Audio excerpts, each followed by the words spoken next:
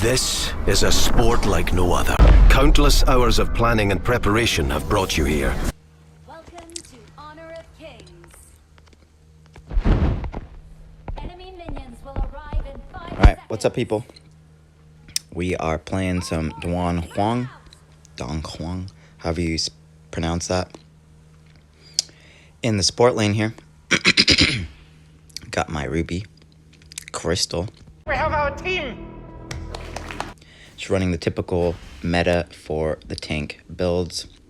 That will be your Fate, that will be your Harmony, that will be your Void. Okay, those are your bread and butter to playing any tanky top laner, any tanky mage, any tanky anybody. Okay, you have to have those runes. The only time I would ever switch any of those while still maintaining tank is switching out this blue Harmony for an Avarice. Why? Because the Avarice gives you lifesteal. I typically do that when I'm playing Donhuang top. I will be getting a video of that. Anyways, we'll go over his skills here in a second. He is a little bit of a harder difficulty champion for sure, so just make sure that's something you're into before you pick him up. But he is absolutely broken. Refer to the tier list anytime you need to. He is at the very top of the list. You will see him be banned, especially if you play him a lot. The people here in the community do not like playing broken all the time. So it's very demoralizing. I totally understand from their point of view, but the reality is I want to win, and the fastest way to get to the top, if you really want to get to the top, is playing the most broken picks. So unfortunately, who eats that? It's a Lumon number 7. He's got plenty of stars under his name. You can tell he's either epic, mythic, or top legend. Looks like in his case, he's a top legend. That's 100 stars past Grandmaster. Very competent Lumon. Again, we're talking highest elo, highest MMR. Fresh season reset, season 15. Really nasty stuff. These players are not fucking around 1 minute. It is very, very sweaty. So if that's what you're into, remember to like, comment, subscribe, share the channel, do your dealio. I'll be here every single day. Anyway, so going over the skills real quick. Our number 1 gives you orbs. Those orbs will do damage around you as they orbit around you. If you activate them, they will give you heal, and they will do more AP damage. So it scales off your AP, and it gives you percentage health. No, sorry. Flat health. Correction. Yeah. I had to think about it for a second. A little tired waking up. Had a long day last night. Anyways.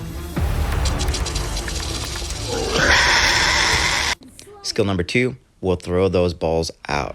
Now, keep it in mind that if you have less balls, your 1 will give you less heals. So you have to be very careful about when you throw those balls out, because every single time you throw those balls out, you are susceptible to being clapped. Now, if you have the balls up, you're getting a lot of heal per each ball.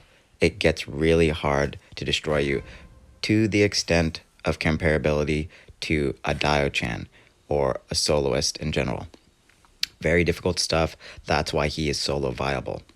Now, I'm trying to get these golds that are applied via my support item. So I'm just rotating around the map, helping everybody. Got that 1 gold. Now I just rotate back to where I'm needed. I see mid lane's tower being aggressed. So we go over there, clear this up. Try to push this wave away. Don't want to take any micro trade value to my tier 1 mid. It's the most important turret of the game. That lane is the most important turret of the game. So we just go over there and do that. Anyways, back to the skills. The ult is your CC lock. Now, there's 2 ways to do this. You can either just ult them if they're already a melee distance, or if you need extra value out of your micro when you're made a fatal error crossing me. Making your decisions about how to use your skill order, you can throw your balls out to kind of zone them away, push them away, CC them, try to get multiple targets, and lock down the priority that you want to kill, you want to clap. So just choose that wisely, because you do get movement speed when you throw those balls out. They do shoot off little circular radial AoEs. Now the first 2 are slows, and the third one in the chain is a stun. So if you can aim that perfectly, try to flick if you can. If you're not a flicker, then you auto aim. It is what it is. You can get slows, you can get stuns, and you can get your ult CC lockdown for a variety of seconds. It's really nasty stuff. So just play around with that. Just be very safe about when you throw those balls out. Again, that is the most critical component of Donhuang. If you throw those balls out, you will be in big trouble. You're going to get less heal. You're going to notice a difference of when you're pressing your one skill and you don't get as much, and you want people to stay topped off. You want people to heal quickly. Now, if you have problems with him, you can put a Holy Grail on him after your support item, and you will get passive mana and HP regen per second. It's really nasty stuff. That's usually how I build him in the Clash lane. So I'll be sure to try to do that in the Clash lane for you guys so you can kind of see that. And I will be doing an analytical commentary in-depth guide so you can get all this information, all those data points, so you can be set up for success. We do not want you to lose. If you're here and you're losing, you let me know. You tell me what you're running. You tell me who you're playing. I will solve that for you, okay? All I do every single day is I sit here, I analyze, I evolve, I win. I'm a think tank. Go watch Law Abiding Citizen, Collide, Gerard Butler. That is me in human form. Okay, people, there's real people in the world who are that, and that's me. Anyway, so if you have some problems, you let me know. I'll solve them for you. That being said, we go into our boots. After rushing the support item, why do we rush the support item? Well, I get AoE shielding on the people in my team around me. It has superb value. I have compared and contrasted it to the other support items, and it is solid. It does immense value. You'll notice you'll win more trades if you land that perfectly and get multiple targets shielded on your team. It will really throw the fights in your favor. That's what we call turning the tide in your favor. I know there's Sahino trying to aggress my landling here, and he was really low, so I just kite over there, move over there for short, and see what I can do. Anyways, I'm just trying to peel them in here, kind of baiting them into me, because I know they want to kill me. We are sitting at a 1-0-2. If anyone sees you at a 0, they will try to shut you down. They don't like that. Unless they think you're so good that they're going to concede to you every single time. So you got to be really careful. And playing a Donhuang kind of puts a marker on your back, like a bounty. They know you're playing really hard because you picked high skill tier Cylin, pro level pick, MLG. And if you're not playing well, they're going to punish you because they're going to be like, oh, he's new. So don't play him if you don't know what you're doing. But again, that's why you're here. So we're going over it. We'll show you the right way to do things. We're going to analyze the micro and macro together. I see him trying to ult my Hu Yi, the Kong. So I'm like, no, I'm just going to take that hit for you. I'm pretty tanky with that first support item. Again, the other reason we go into the support item first is it also has an aura of magic defense and armor for your teammates around you and yourself. Very powerful stuff. Plus you get passive gold. You get that activatable shield for your team. Super value. Again, when you're building items, you got to think superior value. I will probably make a tier list of items so you can see which items are higher value than others. So you can kind of compare and contrast via my tier list.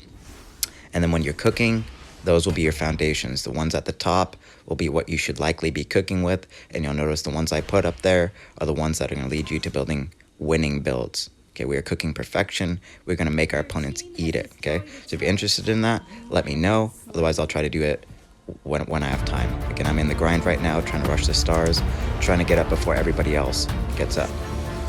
We're at Master right now, currently, as we're speaking.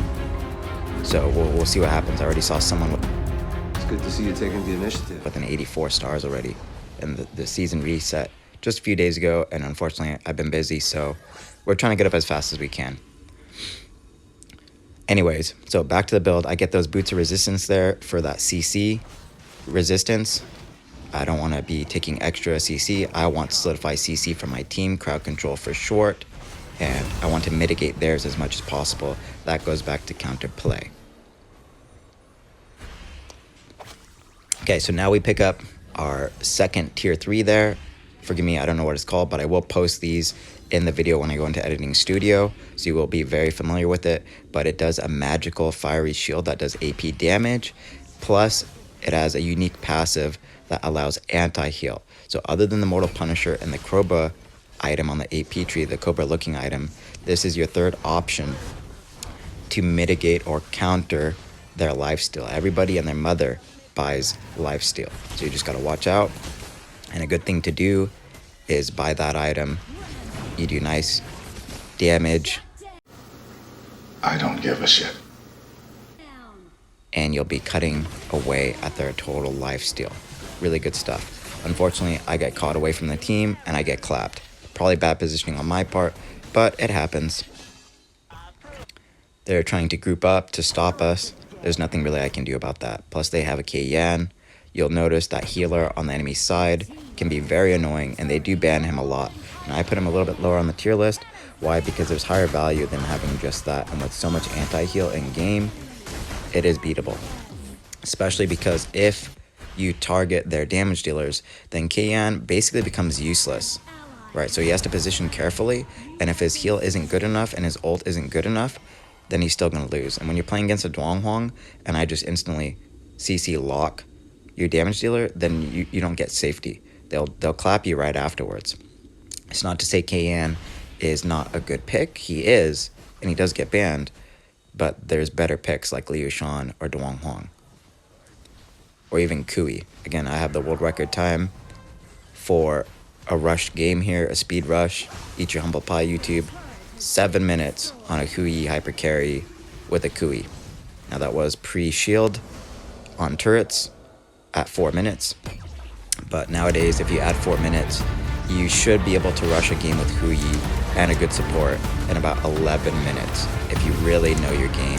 Perfect micro macro. So if you're trying to commit to a Sisu or a challenge on yourself, try that. You will feel very accomplished, and you will have no fear going forward against any opponents. Try to have that fearless mentality. Anyways, we're just building our next couple tier 2s, so we're looking good. There's a fight breaking down here with my Ogren. I'm trying to peel some of that damage, make sure the Hino hard focus is me, because I know they want to kill me, as they just finally did. We're sitting at 10-1 KDA though, so we're looking really good. Again, kills don't necessarily matter, especially when you're the support. The assist is what matters. Why? Because you are the utility for the team. You are setting up those plays. You are stopping them, the enemy team, from doing anything. You are the shot caller, for short. So be that shot caller, be brave, make critical decisions that are going to benefit your team, and don't get clapped too many times. If your own team sees you getting clapped all the time, it's going to demoralize them. They're like, this guy doesn't really sweat, he doesn't want to try. It kind of just brings down the whole team morale. Think about your whole team morale and be a war rallier. Help motivate the team. Motivation will win games. I see Ogren trying to hard focus his Hino and get them out. So what do? I shoot off my balls, knowing I can run back to my team for safety and zone the other enemy teammates from even coming back in the fight, unless they wanted to take slowdown, damage, perhaps even a stun. Again, think about shooting those balls off, not just for doing micro trade value, but also to push them away. That is zone for short. Zone means you're controlling your opponents in a way that they cannot attack. They have to concede the micro. Why? Because they know it's going to be a critical play, and these competent players will not allow that to happen. They will respect the zone. They will move away from it. And if they think they're going to disrespect it, then your whole team is going to punish them, because they will support critical plays. I see him going for that. I don't want them to dive my Hui, so I just reflexively ult that guy and save my Hui, hoping Hui would have picked it up. Unfortunately, he didn't, but sometimes that happens. Hui gets out. Nope, he doesn't, unfortunately. I thought he would. This game happened yesterday, so my memory is not as fresh. Again, I'm pretty tired drinking my coffee. Landling comes in, but he can't do anything. Hino is also really, really good stuff, so gotta watch out. He has all that poke, and his ultimate basically brings him back to life, and he gets to teleport a huge distance away. Plus, he can uniquely bring back turrets, which is crazy. Look at that crucial team fight. Tank, 60%. Hino is disgusting stuff as well. He is at the top of my tier list, so if you're into that, he is also Clash Lane viable, solo viable. You can pick him up as a support as well. I don't see too many people doing that, but it is viable, so it's not breaking the meta. He fits the role perfectly. So when we're talking about meta picks, we're talking about the role, we're talking about what your kit offers and where it will apply. Wax on, wax off. And then obviously he is viable in the mid. So that's some places you could put him if you're into that. I'll see if I can make a guide for Hino as well, but that's on my to-do list. There's a lot going on, and I'm not trying to throw my team's composition in a game just to win. Or just to lose, excuse me. Sorry, getting distracted by trying to watch and commentate here. Going back and forth between seminar talk or TED Talks and what's happening in the game. So I see Ogren being aggressed here. Instantly throw up my balls. As you can see, I start taking absurd damage there. But I get him out. I still get away. And I also get Hu Yi out. So really good safety for my team. You are the defender. So be a good defender. Know when sometimes you have to take their place. You got to trade health, hard focus. You got to die for them. But just don't die for them too much. And remember, if they're all together, use that shield. And in my next video that I'm going to commentate, you'll see I use the shield quite a bit. And there's some mind game there where if you're not using it all the time, and then you do it on critical play, they're not expecting it, it tilts the tide in your favor, and they won't be able to do anything about it. They'll be in like an all-in commit, hard focusing, full aggro team fights type dealio, and they can't do anything about it. Here's a shield block there for all of them. Hoping that the team was going to come in and overcommit. They saw that, they instantly conceded. So that's why I'm saying do it carefully, because if you do it too early, then what are they going to do? Just run away. Scared? Yeah, they're totally scared. Completely. Again, that's what mindset will do for you if you have the right mindset. So we have the winning mindset. We have the analyze, evolve, win mindset. Those are tools of the trade in any video game, in any aspect of your lives, in any career paths. Again, I will give you all the gold, all the ethics, tools, study materials to progress in any aspect of your life you want. I'm very successful at work, in hard labor industries. I'm very successful in game. It's just how I was born. Reap what you sow and be the best you can be. Best effects. Anyways, as you can see, we pick up that massive agony that does percentage health damage. It will utterly destroy those tanks. It is pretty phenomenal. So if you need to counter really, really tanky people like this Hino and their top lane, that newer champion, I don't know his name, pick that up. You'll notice it does absurd damage. We also got that premonition. I've spoke about it before, but in case you're new to the channel, that is your debuff on their ADCs, their hyper carries, their attack speeds. You hit them, they will drop in the attack speed. So with that being said, I have counter build here with the second tier 3. I have counter build on the massive agony on the third tier 3. 1 being the anti-heal, 2 being the percentage health, AP damage, 3 being the premonition on the debuff on the hyper carry. That's 3 items that completely counter enemy team compositions. If you are the support, you need to be thinking about, why am I building these items and how are those items going to reflect winning conditions for my team? Checkmate. So with that being said, it is a perfect build. I will have the full build in the video at some point. Usually I put it in the beginning. If not, you will be able to see it somewhere in there. I'll be sure to add that. Anyways, just looking at the builds briefly, everything is looking meta on our side. I can't say anything was wrong. I did pick up a double S here with a 21-2, so really good stuff there. Looking at the enemy side, their build also looks good. You could reflect any of these builds on any opponent's team. Again, be very careful about that because sometimes they're just trolling. So I will tell you, don't use those builds, but these ones are all good, so you can trust that. Anyways, let's go look at these metrics real quick. 65% on team fighting here. Really good stuff. Our team was pretty high. The least we had was a 43. Their team was kind of all over the place, and the only reason that was the case, it is not a slander or I'm putting you down, throwing you under the bus or whatever, like the apprentice, Donald Trump.